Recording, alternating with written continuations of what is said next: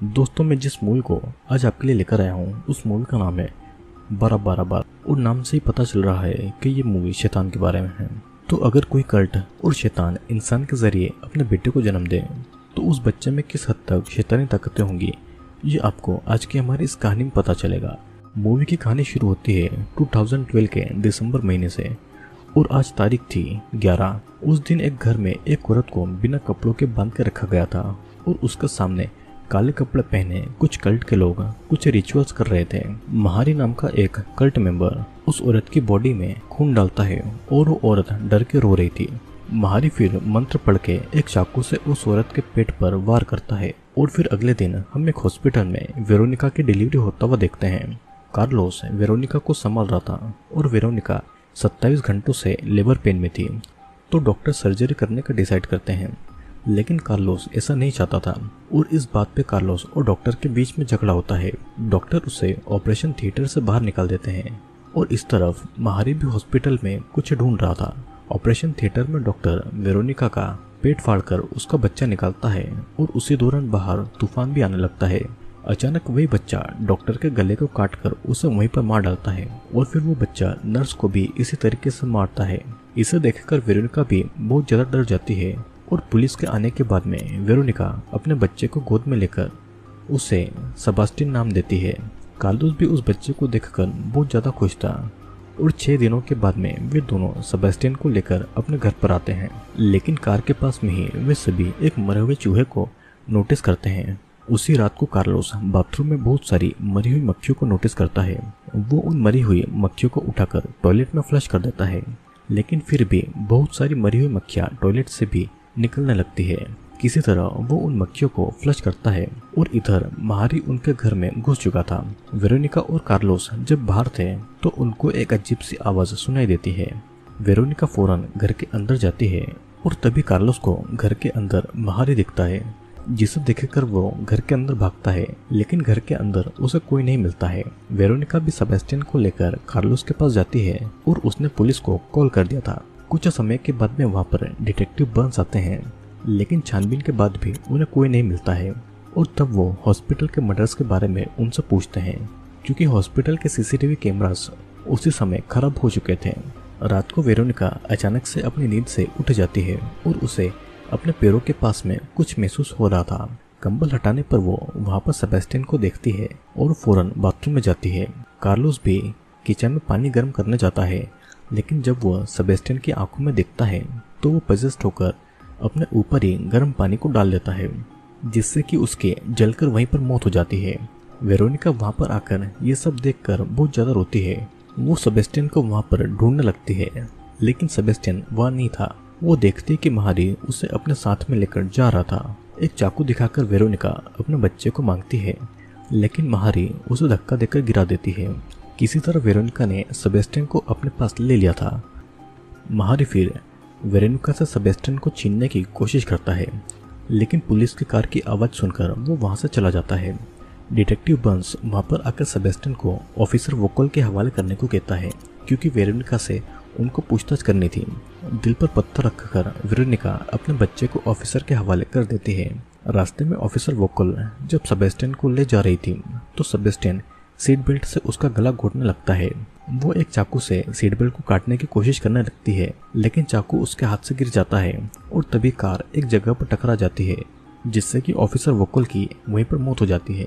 अब अगले दिन वेरोनिका अपनी बहन गैब्रियल के पास रहने आती है और इस तरफ पुलिस को ऑफिसर वोकल की बॉडी मिलती है। उन्हें कार के पीछे सेबास्टियन भी मिल जाता है। डिटेक्टिव बर्न्स सेबास्टियन को वेरोनिका के हवाले करते हैं और सेबास्टियन को वापस पाकर वेरोनिका बहुत ज्यादा खुश होती है। अब अगले दिन वेरोनिका घर के बाहर किसी को नोटिस करती है और वो चेक करने जाती है। वहाँ पर उसको एक फोन मिलता है जिसमें कंटिन्यूस 12-12-12 नंबर से कॉल आ रहा था, जिसे उठाने पर कोई सेबास्टियन नाम का बात कर रहा था। यह सुनकर वो फौरन रूम में जाती है, लेकिन वहाँ पर सेबास्टियन पहले से ही मौजूद था। उसकी बहन गैब्रियल उसे भरोसा दिलाती है कि सब कुछ ठीक है। अचानक गैब्रियल अपना रूप बदलकर चार्ल्स बन जाती है, जो कि वेरोनिका से जबरदस्ती करने लगता है, लेकिन ये बस उसका एक सपना था और सेबेस्टियन भी सही सलामत था। इस तरफ महारी उनके घर में घुसने की कोशिश कर रहा था और वेरोनिका उसे खिड़की से देखकर उसे जाने को कहती है। महारी उसे समझा रहा था कि सेबेस्टियन उसका बच्चा नहीं है और वेरोनिका ने डोर को पूरी तरीके से लॉक कर दिया था। कुछ समय के बाद में महारी वहां से चला जाता है और एक डिलीवरी बॉय वहां पर आता है। तब जाकर वेरोनिका डोर खुलती है। जाते समय वो यही बातें अपने फ्रेंड को फोन पर बताकर सेबेस्टियन के चेहरे का मजाक बना रहा था। अब जब वो कार में बैठता है तो पजेस्ड होकर अपना ही गला काटने लगता है और उसकी वहीं पर मौत हो जाती है। गैब्रियल के आने पर वेरोनिका महारी के बारे में सारी बातें उसे बताती है और तभी वहां पर डिटेक्टिव बर्न्स आते हैं। डिटेक्टिव बर्न्स कुछ क्रिमिनल की फोटोज वेरोनिका को दिखाते हैं। उन फोटोज में एक फोटो महारी की भी थी। वेरोनिका उसे बता देती है कि महारी ही उसे कई दिनों से स्टॉक कर रहा है। डिटेक्टिव उस प्रॉपर्टी की छानबीन करने लगते हैं और उनको एक जगह पर मरा हुआ चूहा दिखाई देता है। डिटेक्टिव बर्न्स घर के अंदर आकर महारी के बारे में कुछ जानकारियां उनको बताता है और साथ ही वो उनकी सेफ्टी के लिए पुलिस फोर्स उनके घर पर भेजने वाला था। उनके जाने के बाद में गैब्रियल वेरोनिका को सुनाने लगती है कि उसकी बेटी के मरते समय वो उसके पास में नहीं थी और इसीलिए आज उसके साथ ये सब हो रहा है। रात को फिर पुलिस उनकी सेफ्टी के लिए उनके घर के सामने आती है और उनको भी घर के बाहर मरा हुआ चूहा दिखाई देता है। घर के अंदर वेरोनिका अपना सामान पैक कर रही थी और तभी वो ये नोटिस करती है कि आईने के सामने उसकी परछाई उसे देखकर हंस रही है। वो अपने आप को शांत करने के लिए उस आईने से दूर हट जाती है और बाथरूम में गैब्रियल ये देखती है कि सेबेस्टियन उसकी तरफ बुरी तरीके से देख रहा है। रूम के बाहर आकर वो वेरोनिका को ये बातें बताती है और दोनों के बीच में इस बात को लेकर झगड़ा होने लगता है। अब उसी समय सेबेस्टियन आकर गैब्रियल के पैरों का मांस खाने लगता है और वो उसके गले को काटता है। अपने बेटे का ये रूप देखकर वेरोनिका बहुत ज्यादा डर गई थी और घर के अंदर की आवाज सुनकर ऑफिसर कार से बाहर आता है और वहां पर सेबेस्टियन को देखता है। उसी समय महारी पीछे से आकर ऑफिसर को मार डालता है और वहां से भाग जाता है। ये सब देखकर वेरोनिका अथॉरिटी को कॉल करती है और इधर सेबेस्टियन रेंगता हुआ रोड तक जाता है। एक लड़की सेबेस्टियन को देखकर पुलिस को इसकी जानकारी देती है। वो फिर सेबेस्टियन के पास जाती है, लेकिन कुछ ही समय में वो पजेस्ड होकर खुद को एक ऊंचे पहाड़ से गिरा लेती है और अपने आप को मार डालती है। अब इसी तरह वहाँ पर बर्ड्स और एनिमल्स भी मर रहे थे और फिर बारबरा नाम की एक औरत को सेबेस्टियन मिलता है। वो उसे अपने घर पर लेकर आती है और उसकी एक बेटी भी थी जिसका नाम कायला था। अचानक सेबेस्टियन बारबरा के हाथ में काट लेता है और कायला और बारबरा पजेस्ड हो जाती है। बारबरा अपना सर पानी में डालकर खुद को मार डालती है और कायला सेबेस्टियन को घर के बाहर छोड़कर घर में आकर गैस को ऑन करके आग लगा लेती है। अब सीन कट होता है और दिन आता है 21 दिसंबर 2012 का। वेरोनिका हर जगह सेबेस्टियन को ढूंढ रही थी और एक होमलेस मैन उसे रोककर कहता है कि अंत करीब है। वेरोनिका बात को इग्नोर करके आगे बढ़ती है और एक प्रीस्ट उसे रोककर उसकी मदद करना चाहता था। वेरोनिका को कुछ भी समझ नहीं आ रहा था और उसी समय एक लड़का प्रीस्ट को वहां से हटाकर वेरोनिका को आगे लेकर जाता है। रास्ते में उन्हें बहुत सारे लोग पजेस्ड हालत में मिलते हैं जो कि खुद को मार रहे थे। वेरोनिका फिर डिटेक्टिव को कॉल करके इन सब बातों के बारे में बताती है और रात को वे दोनों मिलते हैं। डिटेक्टिव उसे बताता है कि सेबेस्टियन एक शैतान का बच्चा है जो कि नरक से आया है। वेरोनिका भी इस बात को समझ नहीं पा रही थी और वो दोनों एक बिल्डिंग के सामने जाते हैं। वेरोनिका को कार में छोड़कर वो अकेले ही बिल्डिंग के अंदर जाता है और अंदर महारी और बाकी कल्ट मेंबर रिचुअल कर रहे थे। 12 बजते ही सेबेस्टियन उठकर डिटेक्टिव का गला काटकर उसे मार डालता है और फिर वे सभी वेरोनिका के पास में जाते हैं और वेरोनिका एक गन लेकर उनके सामने खड़ी हुई थी, लेकिन वो गन चलती नहीं है। एक कल्ट मेंबर उसके पास में आकर उसी गन से उसे मारकर बेहोश कर देता है। होश में आने पर वो खुद को बेहोश बंधा हुआ पाती है और वो अभी भी सेबेस्टियन के बारे में पूछ रही थी। महारी उसे कहता है कि सेबेस्टियन उसका नहीं है। अब सेबेस्टियन का ये रूप देखकर वेरोनिका बहुत जरा डर जाती है। सेबेस्टियन उसे मारने वाला था और उसी समय बाहर 2 पुलिस वाले आ जाते हैं। वेरोनिका मदद के लिए चिल्लाती है और महारी उसे थप्पड़ मारता है।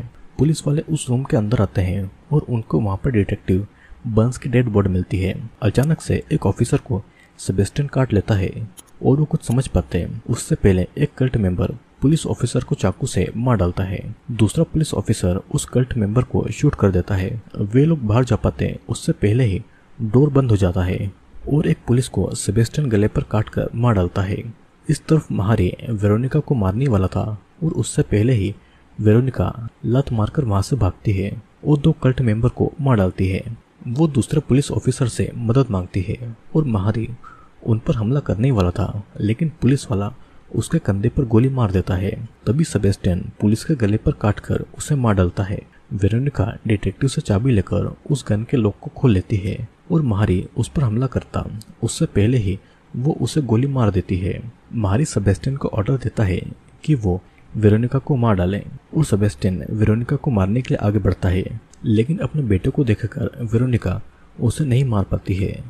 सेबेस्टियन उसका भी गला काटकर उसे मारने लगता है और उस समय वहां पर वही प्रीस्ट आकर मंत्र पढ़ने लगता है और तब सेबेस्टियन उस प्रीस्ट पर ही हमला करके उसे मार डालता है और हम देख पाते हैं कि वेरोनिका अभी भी जिंदा है। और इसी के साथ में ये मूवी यहीं पर एंड होती है।